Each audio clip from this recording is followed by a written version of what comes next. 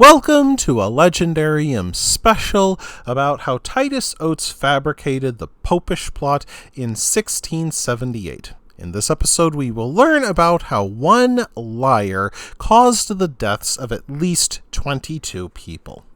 By the 17th century, England had become a staunchly Protestant country, with a dwindling Catholic minority who belonged to an underground church.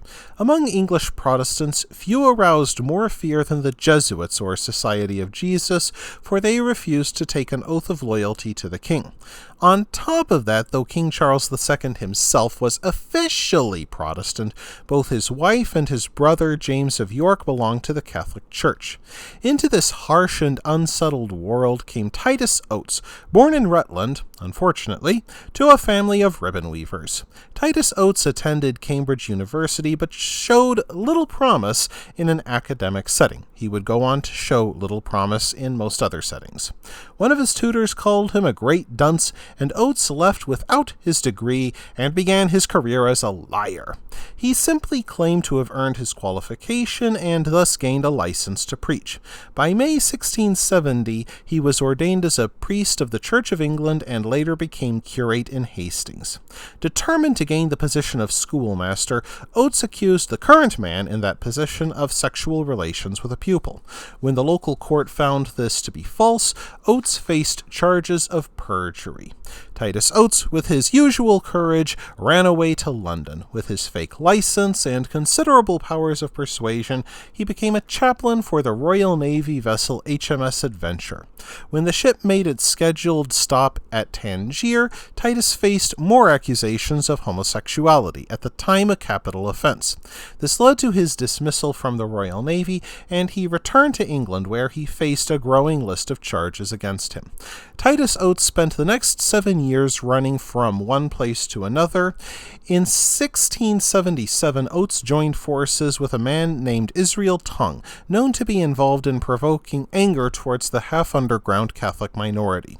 Tongue wrote articles which flung wild accusations against English Catholics, and while keeping company with this bloody-minded crank, Oates announced that he would become a Roman Catholic.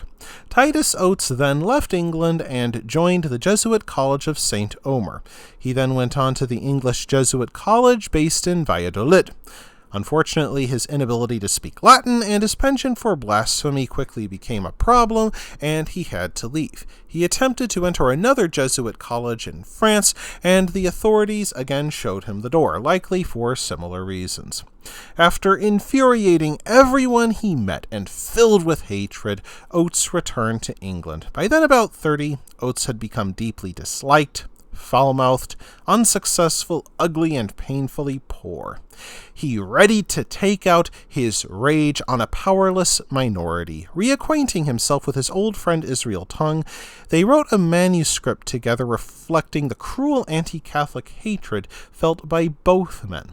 The two ye-old conspiracy theorists accused English Jesuits of plotting the assassination of King Charles II.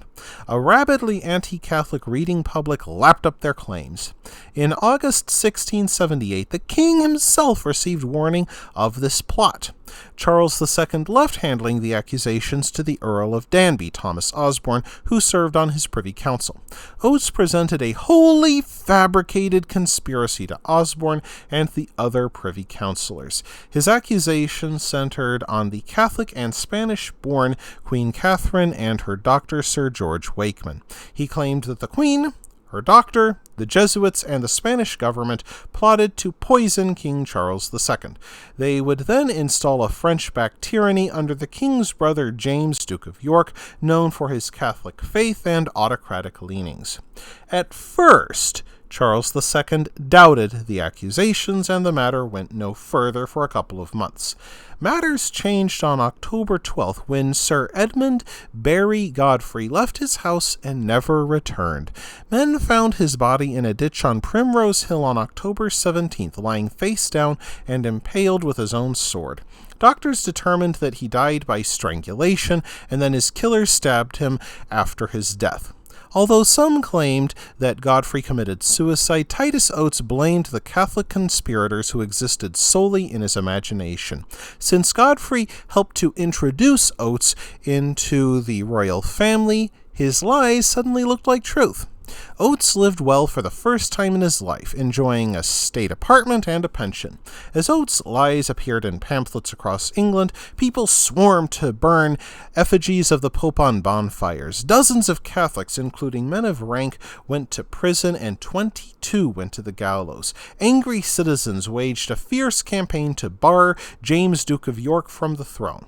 Over the course of the next 3 years, at least 15 more innocent men went to the gallows because of Oates' lies. Yet, as it always will, the tide began to turn. By spring 1681, Chief Justice William Scruggs began giving more and more innocent verdicts, for he realized that most of the evidence existed solely in Oates' imagination. By the late summer of that year, Oates received orders to leave his Whitehall apartment, but he refused. Unsurprisingly, this got him into trouble, especially when the officially Protestant Charles II died, and his Catholic brother James II took the throne. Lord Chief Justice Jeffreys put Oates on trial for perjury, calling him a shame to mankind. He declared it a disgrace to England that innocent people had suffered death because of him. Oates went to prison and then into the pillory. Next, the authorities forced him to march behind a moving cart and whipped him from Aldgate to Newgate, and then 2 days later from Newgate to Tyburn. By the time that Oates returned to London, he bellowed horribly, and his back had become a bleeding mass of ribbons of scarred tissue. He returned to prison for about 3 years, only to be freed by another Protestant, King William III, who overthrew James II. Soon after, Oates fell into poverty and obscurity and died all but forgotten about 20 years later. John Dryden, England's first poet laureate, later mocked Oates in the following verse: "Sunk were his eyes, his voice was harsh and loud, sure signs he neither choleric was nor proud. His long chin proved his wit, his saint-like grace, a church vermilion and a Moses face." That wraps things up for this episode of The Legendarium. I hope you enjoyed it. If you did, press like. If you want to see more, press subscribe. And if you've got anything to say, let me know in the comments section. Thanks again for joining me, and I hope that you have a great rest of the day.